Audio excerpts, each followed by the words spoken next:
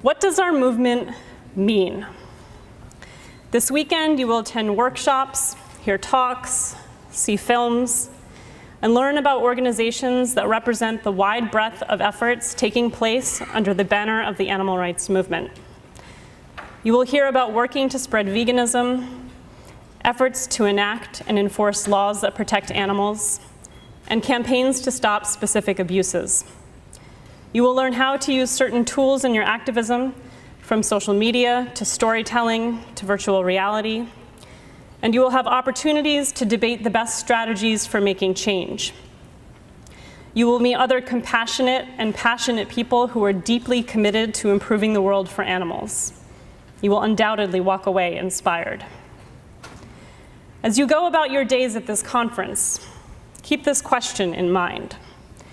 What does our movement mean?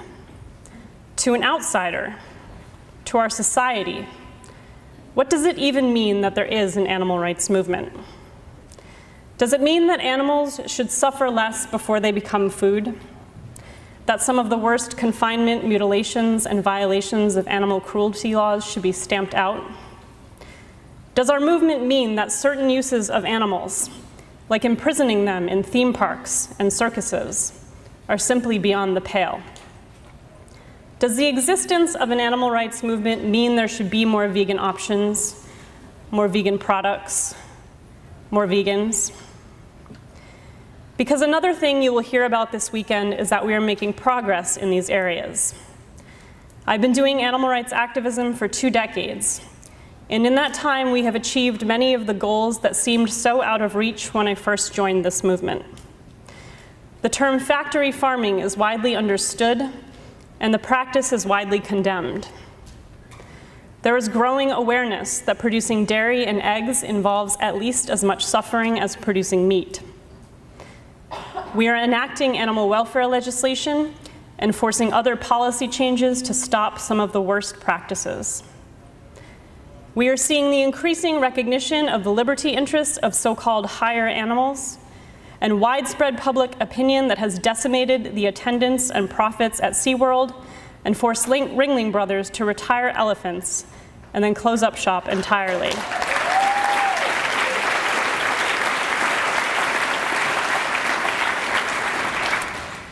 I became a vegan 21 years ago this month, and for my first several years, I met few people who even knew what the word meant.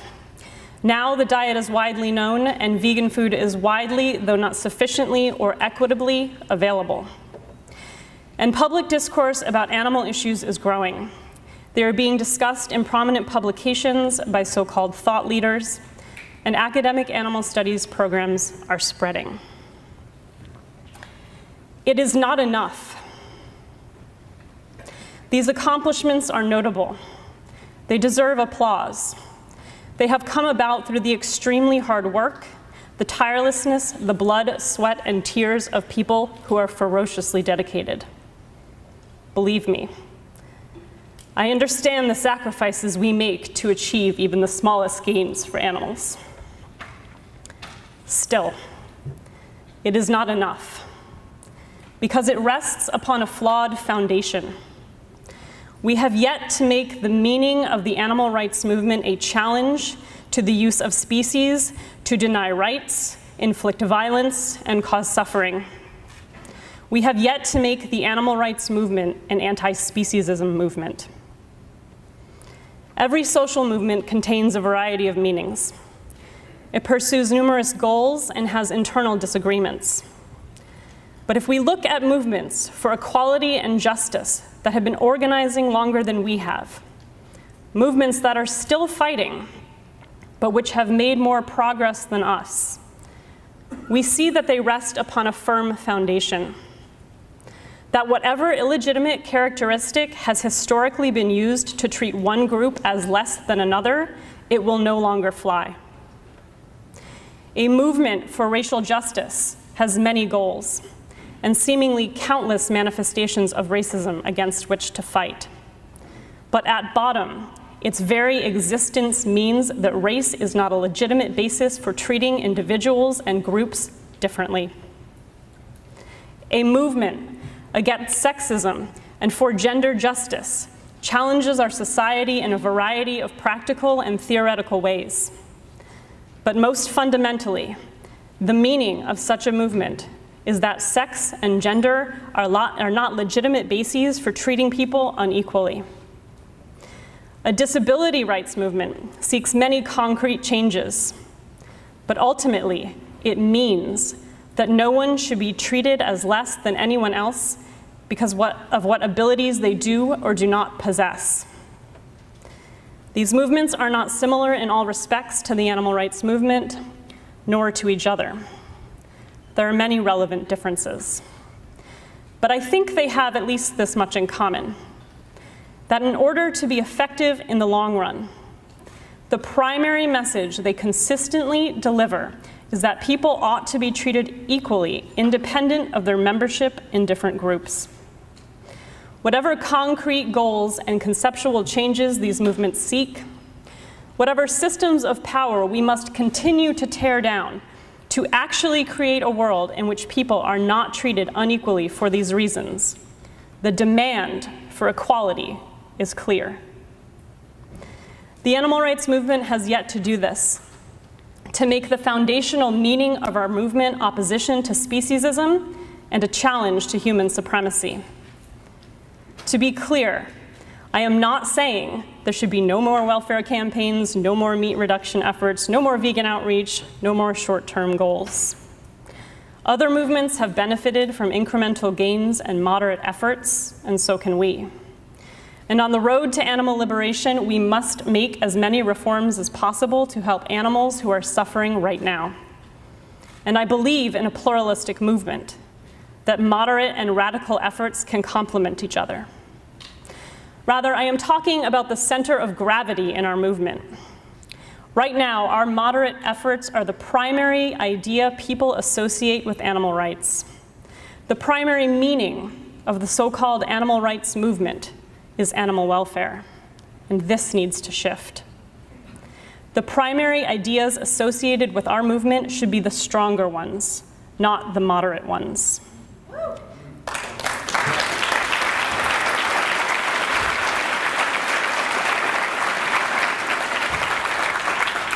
This is the only way to get at the root of the problem. Speciesism is the operating principle at the bottom of exploitation and violence against animals.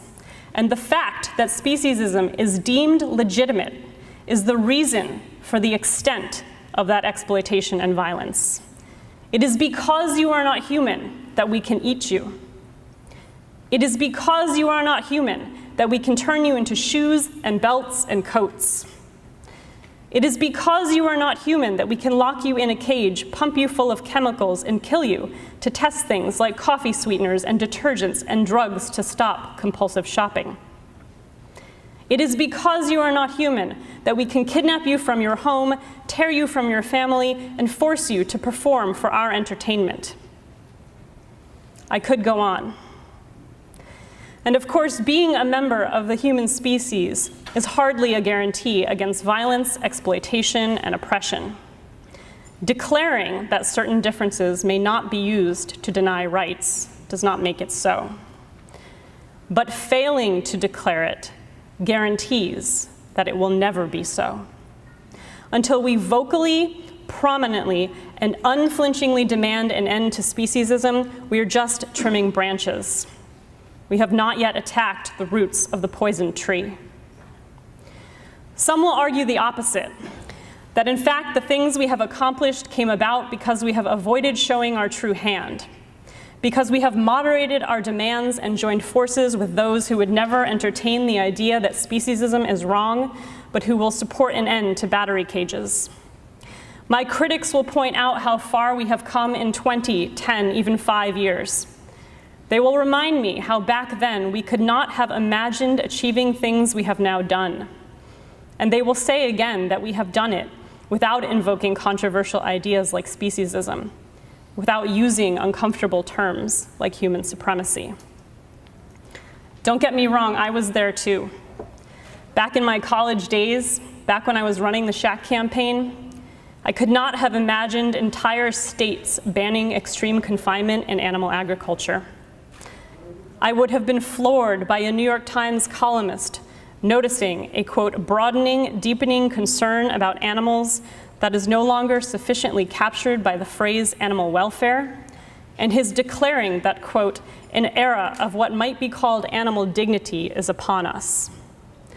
I could not have fathomed the idea that the circus I protested for years, which had arrived in town marching its elephants through the streets of my city, would close up shop because the idea of forcing majestic animals to perform in a circus was no longer profitable.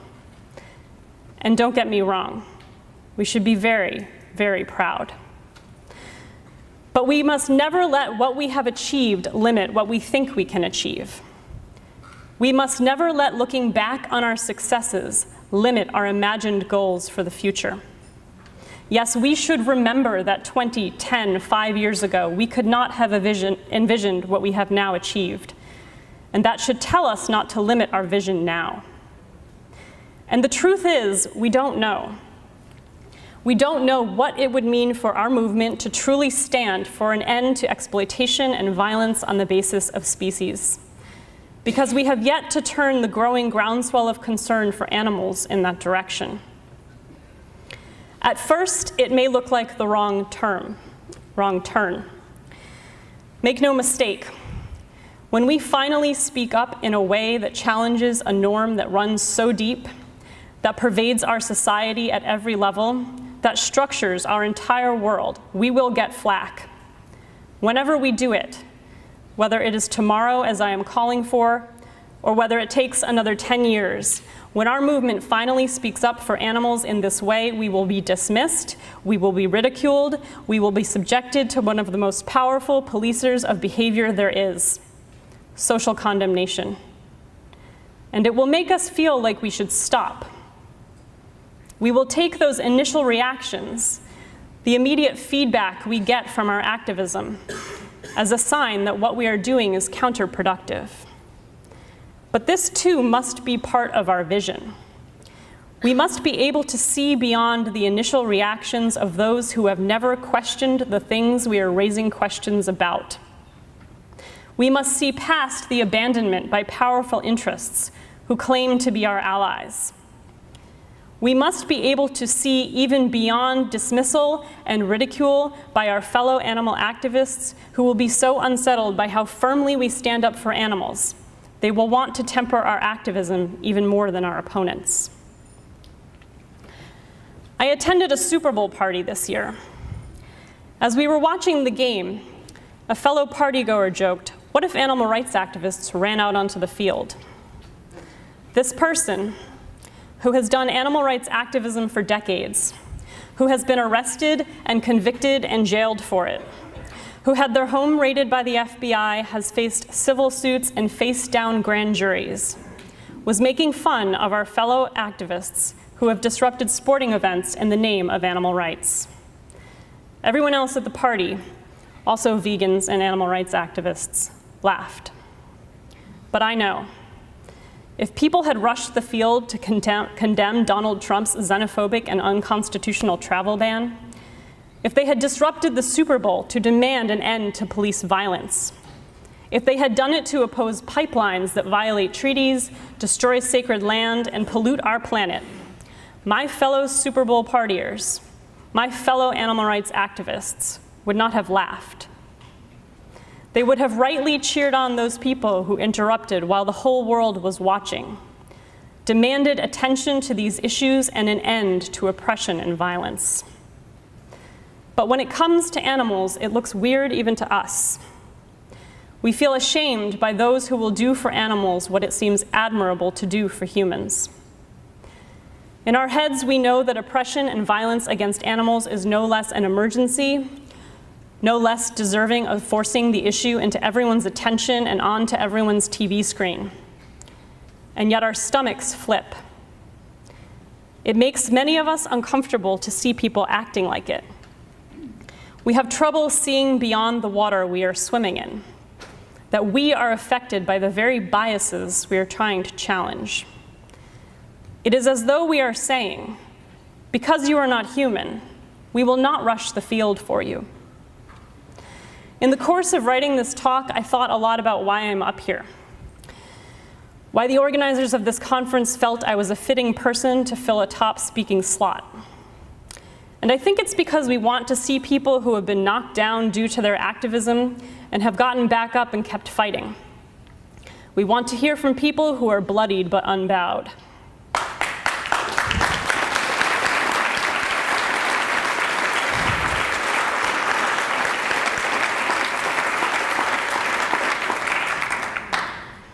As much as you need to see me up here, still fighting after prison, I need to see you out there in the world, demanding an end to speciesism and supporting one another in doing so.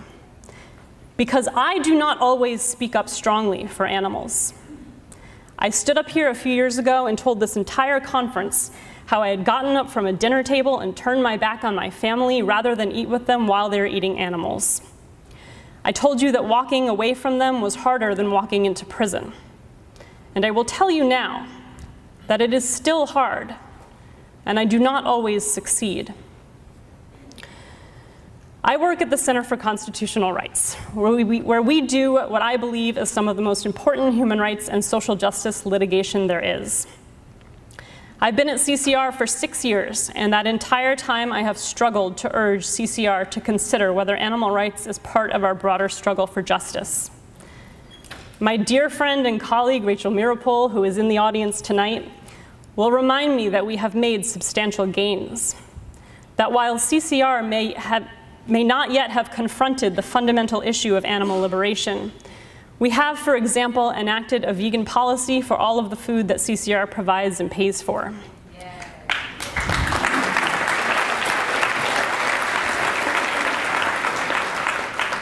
But even while Rachel is talking me out of my exaggerated sense of failure, she will concede that I have most often bit my tongue when something at work sets me on fire for animals. And I did not speak up at the Super Bowl party. I did not say to my friends what I am saying now, that if we think there are different standards of protest for humans and non-humans, then we ourselves have yet to escape the very ideas we are challenging. But I thought about it, and it has nagged at me. There were many things that were hard about prison. One thing that was not hard was standing behind my actions, feeling proud of having stood up for what I believed in. And that is because of the overwhelming support I received. For doing what, quite frankly, was a hell of a lot crazier and more foolish than rushing a football field with a banner about animal rights, my peers celebrated me. Let me assure you, what I'm suggesting we all need to do for animals is much harder than going to prison. To stand up and stand strong even when few will celebrate you, and many will scorn you. It is one of the hardest things in the world to be virtually alone in saying that something almost everyone else believes is wrong. It can be harder to stand up to your peers, to people you admire and respect, than it is to stand up to evil corporations and governments. And it can be next to impossible to do it alone. When you are out there in the world and not sitting in a room with hundreds of people, feeding off our shared energy. We must support the heretics, those who are ridiculed for most firmly proclaiming our shared beliefs. We must help them tap into the feeling in the room tonight, even when they are virtually alone. And we must join them, though I have often been too afraid to speak up at CCR. Though my conflicting desires have sometimes kept me sitting at a meaty dinner table.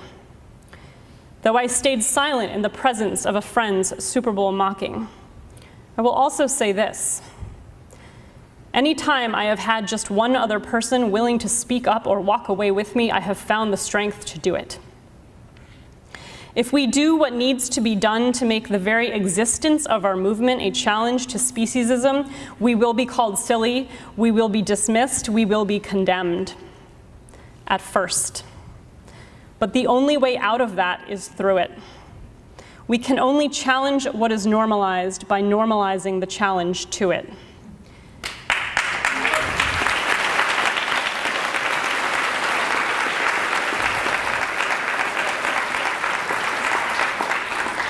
Many of us have had the experience of being written off as a caricature.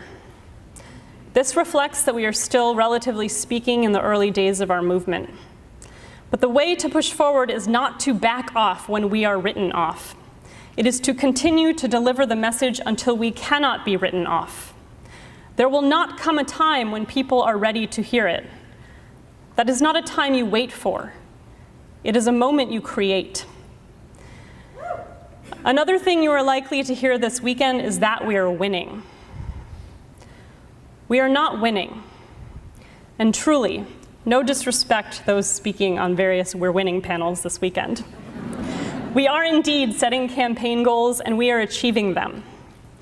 But I mean something different by winning. We are winning when the status quo must defend its position. When the point over which we are arguing is the fundamental one. We are winning when we create an actual debate over whether we can continue to eat, wear, test on, capture, confine, breed, mutilate, slaughter, and destroy the habitats of billions simply because they were not born into our species. The subtitle of this panel is Inspiring Messages for Our Movement. And I do not mean to uninspire you when I say that it is not enough, or when I say that we are not winning. But I would rather inspire you by what we can do than by what we have done. And I believe we can win. Our moral position is strong. The dominant ideas about animals are not dominant because they are right. They are dominant because they have never faced a true challenge. Those who believe these ideas have never actually had to defend them. If we force this debate, we will win it.